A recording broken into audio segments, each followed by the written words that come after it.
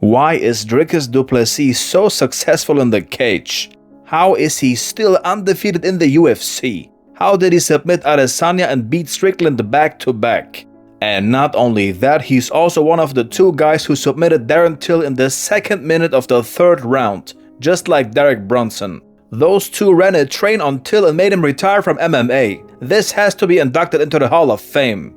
Dricus is a special case, and I mean it exactly like it sounds. Look at this. Everything you ever learned about footwork, forget it. Footwork is not important. You start running towards your opponent and throw. Just throw. Whatever he throws, yeah, take it. And then throw what you want to throw. Now, why would he say something like this? Footwork isn't real, just like BJJ isn't real. What if Dricus actually cracked the new MMA meta? What if this African champion from Africa with an African passport found the loophole to success? Because it's true, footwork isn't important, but only if your head is a fire hydrant. Dricus' whole non-stop pressure works because he eats shots on the way in. Look at this sequence against Till. No, not that.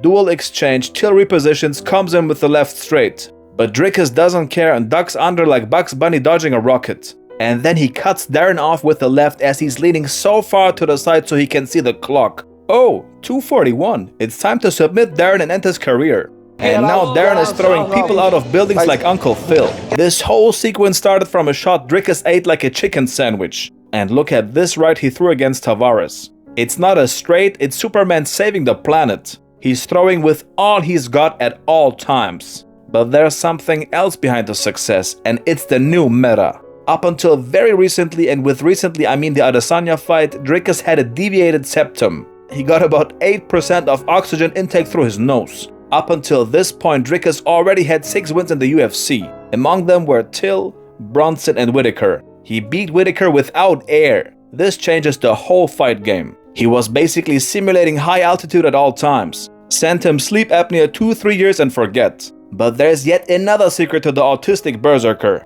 pain tolerance. This one might seem obvious, as probably all martial artists have a higher pain tolerance than normal people. But Dricus is a little different. Because what is this? Why does his coach have a taser like a prison guard from the 90s? Look at this. That one guy almost died after the shock, but Dricus reacts like someone was tickling him with a feather. And then he says some incoherent shit because of the mouth guard, but he seems to be agreeing with the method.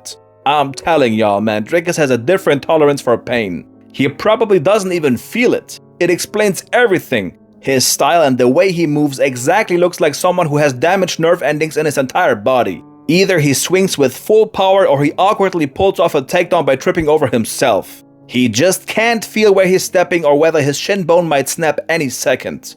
I bet he probably doesn't even feel that he's walking on the canvas. Sit down on the toilet for 30 minutes after taking a shit and then stand up. That's how Dricus' legs feel like. If you hit him, his chin can't send a signal to his brain, so it just stops communicating and he proceeds to walk. So you won't get him away with blunt force, and he won't gas out. Even if he looks like a mouth breather in the third round, that's just nostalgia from the sleep apnea days. So if you can't knock him out, wait a minute. What about his fight against Soldich? As a matter of fact, he got knocked out brutally in that fight. That's the only time Dricus was ever knocked out in his entire MMA career, and it was at welterweight. Dricus is already big for the middleweight division, so I can't wrap my head around the fact how he made welterweight at all. Maybe his ability to take punches was suffering from that weight cut, but Soldich's style played a role in this as well. First of all, he's a southpaw, and in that fight he was as aggressive as Dricus. Both of them constantly pushed forward and chased each other through the octagon. Every time DDP pushed him like he always does, Soldich replied with an equal amount of pressure. And then he caught him with that crisp left from the southpaw stance. This landed multiple times and eventually wobbled Dricus. Again, I don't know if it's still possible. I feel like Dricus is much tougher at middleweight. Khamzat regularly switches back and forth between orthodox and southpaw. That left hook is there for him. Plus, if Dricus is less aggressive due to the takedown threat, Khamzat might be able to push him back. This is a big if. Because I can see DDP just forgetting about Khamzat's wrestling and run into him like a bullet train with a broken braking mechanism. It all depends on how much Dricus was electrocuted this fight camp. Works a lot better than a sticky note.